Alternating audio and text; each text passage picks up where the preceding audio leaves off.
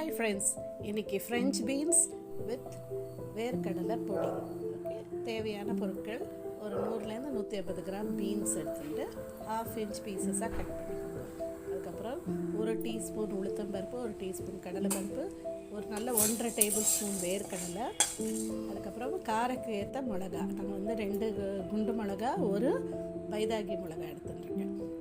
இதை நல்லா dry roast பண்ணிவிட்டு பக்கத்தில் எடுத்து வச்சு ஆறினதுக்கப்புறம் இந்த மாதிரி பவுடர் பண்ணி வச்சுக்கோங்க.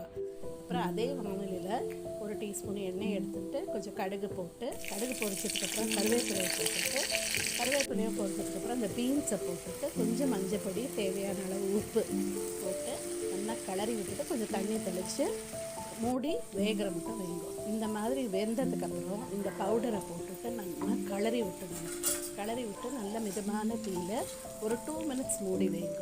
மூடி வச்சுட்டு அப்புறம் எடுத்து பார்த்தா இது இந்த மாதிரி சுவையான பீன்ஸ் பொரியல் ரெடி.